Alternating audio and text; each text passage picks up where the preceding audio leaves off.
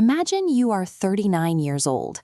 You have systematically crushed every rival state, absorbed their armies, and unified a massive continent under your absolute control. You are the most powerful human being on Earth. But looking out over your empire, you realize a terrifying truth. Your biological clock is ticking, and all this power means nothing if you aren't alive to wield it. That was the reality for Ying Zhang. In 221 BCE, after conquering 6 warring states, he declared himself Qin Shi Huang, the first emperor of a newly unified China. Before his rule, the region was a chaotic patchwork of different cultures. He immediately set to work standardizing the physical bedrock of society. He forced the entire continent to use a single currency, and, as you can see carved into this ancient stone stele, he mandated a single written language, the small seal script, so that his laws could be read and enforced across thousands of miles. To protect this massive empire, he commanded hundreds of thousands of laborers to the northern borders. They began linking older, fragmented fortifications into a massive, continuous barrier, the early foundations of the Great Wall. He was reshaping the geography and culture of a continent, and he demanded to be treated as a deity. But underneath the imperial robes, he was just a man made of flesh and bone, acutely aware that death was coming for him. His fear of mortality had a highly practical trigger. 3 separate times, assassins infiltrated his inner circle and nearly ended his life. One attacker even lunged at him with a poisoned dagger hidden inside a map. Those near misses broke something in his mind. He became fiercely paranoid. Instead of focusing his infinite wealth and military might on expanding his borders, he pivoted his entire focus. He declared war on human mortality itself. He poured the GDP of ancient China into finding a way to live forever. In doing so, he set in motion a bizarre sequence of events that would guarantee a horrific, agonizing death. The emperor surrounded himself with a trusted circle of court alchemists and magicians. They promised him they could formulate an elixir of life, a daily chemical cocktail that would grant him physical immortality. There was a massive flaw in their recipe. The primary active ingredient in his new daily medicine was liquid mercury. This diagram shows exactly what happens when you ingest heavy metals. Mercury bypasses the digestive tract entirely.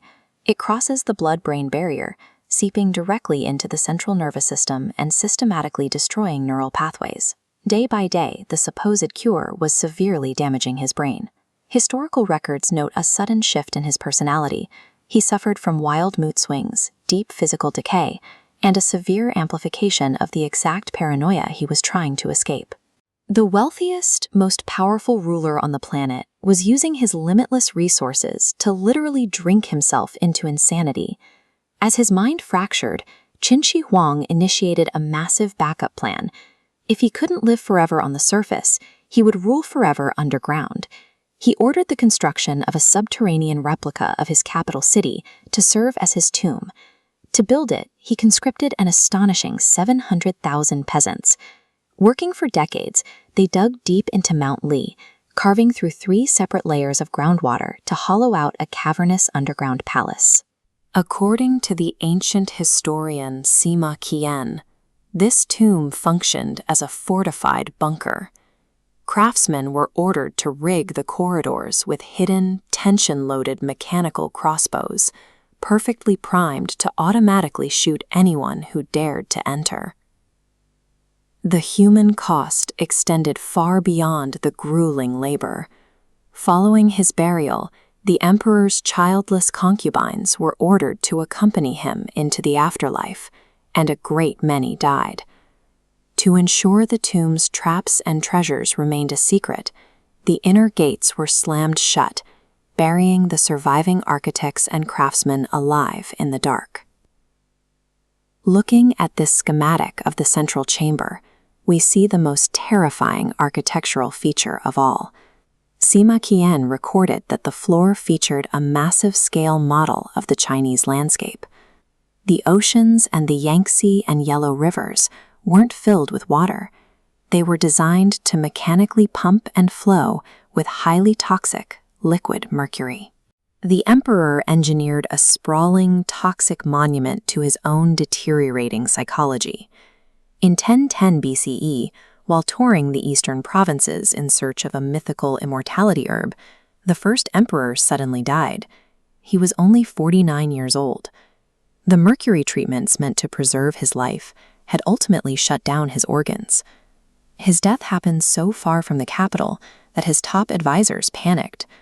Desperate to control the line of succession, they hid his corpse in a carriage, masking the smell of decay with carts of rotting fish, and forged a fake will. They placed his weak, inept son on the throne. Almost immediately, the heavy taxes and brutal laws sparked massive peasant uprisings. Within a few short years, the unified empire fractured, and the capital city was burned to the ground. He had spent his life, his fortune, and his sanity trying to secure an eternal reign. Instead, his dynasty collapsed completely, failing to outlast even a single generation. The empire was gone, but the tomb remained hidden until March 1974, when a group of local farmers digging a well in Shanxi province hit hardened dirt and pulled up pieces of ancient pottery. They had accidentally uncovered the terracotta army. Archaeologists excavated over 8,000 distinct life-sized clay soldiers, standing in strict military formation to guard the emperor's approach. These statues held real, lethal weapons. Thanks to the unique chemistry of the soil, thousands of bronze swords, spears, and arrowheads survived for over 2 millennia, retaining their sharp, uncorroded edges. Despite excavating the perimeter, finding acrobats, stone armor, and intricate bronze chariots, archaeologists have left the actual central tomb mound containing the emperor's body completely untouched. Why hasn't the central tomb been opened? Modern science suggests it's too dangerous. Researchers testing above the burial chamber detected extreme mercury spikes, one hitting 1,440 parts per billion. This proves the ancient historians were right. The mechanical rivers of mercury are real, creating a massive toxic hazard. Qin Shi Huang unified a continent and commanded unimaginable wealth. He couldn't buy immortality. Instead, his intense paranoia bought him eternity, permanently trapping his remains in a lethal, booby-trapped prison of his own making, rotting alone in the dark.